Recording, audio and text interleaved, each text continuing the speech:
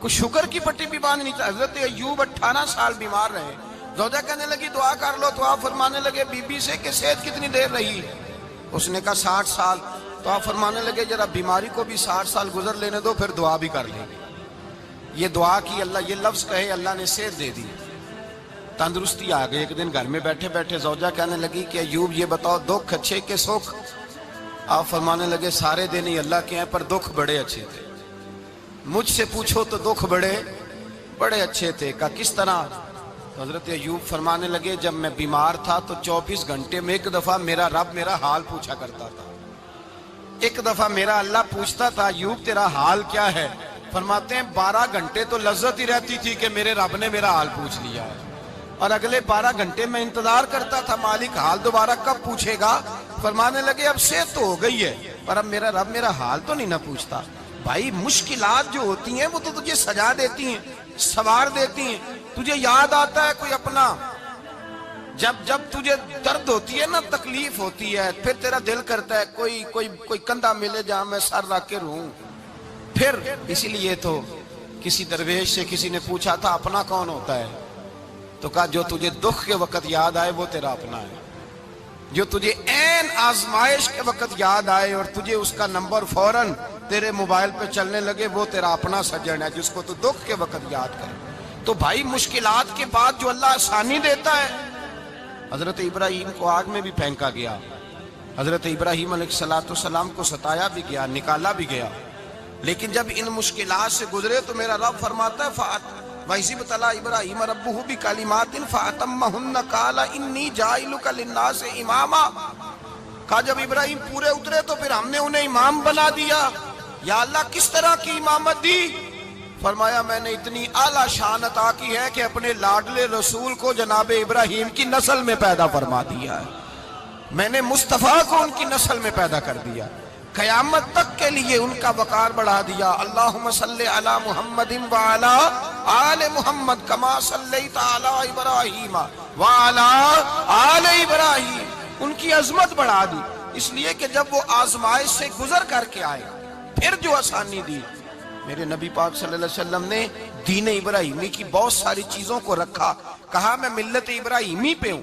جب کوئی مشکلات کو عبور کر کے آتا ہے، جب کوئی تکلیفیں سہ کر کے آتا ہے، اس کے لیے جو اجر ہوتا ہے، اس کے لیے جو پھر اللہ کتنی ذرا بڑی توجہ کیجئے گا۔ لوگ سمجھتے ہیں فلاں آدمی مشکل میں ہے تو شاید مشکل میں ہی رہے گا، فلاں آزمائش میں ہے تو شاید میرا اللہ فرماتا ہے ایک مشکل دے کے میں 2 آسانیاں بھی دوں گا۔ تم مشکل دیکھ رہے ہو، مشکل نہ دیکھو، وہ جو اس کو بعد میں آسانی آنے والی ہے، اور ڈبل جو میں اس پر نعمت کرنے والا ہوں اس کو دیکھو۔ حضرت یوسف کو بھائیوں نے کنویں میں ڈال دیا تھا، اور جب کنویں سے نکلے تو مصر کے بازاروں میں بکے، اور پھر زلیخا نے الزام لگایا تو حالات بگڑ گئے، حضرت یوسف کو جیل جانا پڑا۔ کتنی کٹھن زندگی تھی، لیکن میرے مالک کو کچھ اور ہی منظور تھا۔ کنویں میں گرنے والے، بازار میں بکنے والے، جیل میں جانے والے، الزام لینے والے جناب یوسف کو رب کریم نے اسی مصر کا بادشاہ بنا دیا، اللہ پاک نے اسی مصر کا حکمران بنا دیا۔ یاری تیری سونا پر ازمیشاں تیریاں اگ، اے سونا پرکھیا جاوندائی پہلو نال اگاں دے لگ۔ اس کے لیے تھوڑا سا جتن کرنا پڑتا، تھوڑے کٹھن حالات سے گزرنا پڑتا، تھوڑی آزمائشوں کا روپ دیکھنا پڑتا۔ ہم چاہتے ہیں کہ ہمیں چھیڑے کوئی نہ کوئی تکلیف نہ آئے، کوئی آزمائش، یہ ہو نہیں سکتا میرے بھائی۔ نامی کوئی بغیر مشقت نہیں ہوا، 100 بار جب عقیق کٹا تب جا کر نگی ہوا۔ ہم چاہتے ہیں کہ ہمیں کچھ بھی دقت نہ آئے، مشکلات نہ آئے، اور مشکلات تو انسان کو سنوارتی ہیں بھائی، وہ تو نکھارتی ہیں۔ کبھی پوچھا کرو جا کر کے کسی گندم کے دانے سے کہ تو کہاں سے ہو کے آیا ہے، کہاں سے نکل کے آیا ہے، تو وہ بتلائے گا کہ بڑے مشکل مراحل سے گزرا ہوں، اور پھر اللہ نے مجھے طاقت دی ہے کہ میں انسان کے وجود کا حصہ بناؤں۔ تو بھائی کٹھن مراحل، آزمائشیں، تکلیفیں، یہ انسان کو بڑا انسان بنا دیتی ہیں، یہ اس کے لیے ترقیوں کا پیش خیمہ ہوتی ہیں۔ ہمارے جوان پریشان ہو جاتے ہیں، عورتیں خاص کر کے اس بات پہ توجہ کریں، وہ بڑی جلدی غم لے جاتی ہیں، وہ کہتی ہیں جانے میرا کچھ ہوگا ہی نہیں، جانے میرا کچھ ہو ہی نہیں سکتا۔ میرے بھائی درجنوں اور بیسیوں لوگ ایسے ہیں جن کی اولادیں نہیں تھی، لیکن نام ان کا ان سے بھی زیادہ ہے جو بڑے بڑے صاحب اولاد۔ حضرت خواجہ معین الدین اجمیری کو جانتے ہیں آپ لوگ؟ نہیں، جو جانتے ہیں وہ بولیں۔ جانتے ہیں جی؟ لو جی، کافی سارے جانتے ہیں، تھوڑے جی رہ گئے نا۔ جانتے ہیں نا خواجہ صاحب کو؟ ان کے کسی بیٹے کو جانتے ہوں؟ نہیں جانتے، نہیں جانتے، نہیں جانتے آپ ان کے بیٹے کو۔ حضرت خواجہ معین الدین اجمیری رحمت اللہ تعالیٰ علیہ کے بیٹے کو نہیں جانتے، لیکن ویسے آپ ہندوستان میں کسی آدمی کو چھیڑ کے دیکھیں، وہ کہے گا میں خواجہ صاحب کا روحانی بیٹا ہوں، میں اولاد۔ حضرت غوث اعظم رضی اللہ تعالیٰ عنہ کی اولاد کو کم لوگ جانتے ہیں، لیکن آپ ویسے کسی کو پوچھ کے دیکھیں 11ویں والا پیر کون ہوتا ہے، ہر آدمی ہاتھ اٹھا کے بتائے گا خدا کے فضل سے ہم پر ہے سایہ غوث اعظم کا، ہمیں دونوں جہاں میں ہے سہارا غوث اعظم۔ لوگ جھوم کے بتلائیں۔ میرے بھائی، یہاں لوگ پریشان ہو جاتے ہیں کہ اولاد ہوگی تو یہ ہوگا، فلاں ہوگا تو یہ ہوگا۔ بھائی ایسی کوئی بات نہیں۔ میرے پاس پیسے ہوتے تو میرا ابا بیماری سے فوت نہ ہوتا۔ جو مالدار ہوتے ہیں تو کیا وہ بچ جاتے ہیں؟ حضرت اسرائیل انہیں چھوڑ جاتے ہیں؟ او خدا کے بندے، تو کیسی بات کر رہا ہے؟ یاد رکھ، یہ جو آزمائشیں ہوتی ہیں، یہ جو تکلیفیں ہوتی ہیں، یہ جو تھوڑے سے مشکل حالات ہوتے ہیں۔ حضرت یونس علیہ السلام کی دوستی ہوگی حضرت جبریل امین سے، جناب جبریل ملنے آئے۔ حضرت یونس علیہ السلام فرمانے لگے جبریل میرا دل کرتا ہے مجھے اس بندے کی ملاقات کرا جو اللہ کا سب سے زیادہ عبادت گزار بندہ ہے۔ حضرت جبریل امین لے گئے دور دور فلسطین کے علاقے میں، اور لے جا کر ایک بندے سے ملاقات کرائی جس کی دونوں آنکھیں بھی کوئی نہیں تھی، دونوں بازو بھی کوئی نہیں تھی، دونوں پیر بھی کوئی نہیں تھی، اور اس بندے کی زبان پر لفظ بڑا کیا جاری تھے، یا اللہ تیرا شکر ہے، یا اللہ تیرا، بول کے کہیے، یا اللہ تیرا، اے اللہ تیرا شکر ہے۔ شکر شکر کر رہا تھا۔ حضرت جناب سیدنا یونس علیہ السلام کہنے لگے میں نے تجھے عبادت گزار کو ملانے کو کہا تھا، تو کہاں لے آیا؟ حضرت جبریل کہنے لگے یا یونس، یہ ہر چیز جانے کے باوجود اپنے رب کی رضا پہ راضی ہے۔ اس وقت دنیا میں نبیوں کے بعد جس سے اللہ سب سے زیادہ پیار کر رہا ہے وہ یہی بندہ ہے، یہ اپنے رب کی رضا پہ راضی ہے۔ اے تن میرا کنگی ہووے تے میں زلف سجن دی باواں، تے پوش میرے دی جتی بن جائے تے میں یار دی قدمی آواں، مارو مارو مینو مار مکاؤ کوئی عذر نہ پیش لے آواں، تے جے سونا ہی میرے دکھ وچ راضی، جے سونا ہی میرے دکھ وچ راضی، جے سونا ہی میرے دکھ وچ راضی، تے میں سکھ نو چلے ڈاواں۔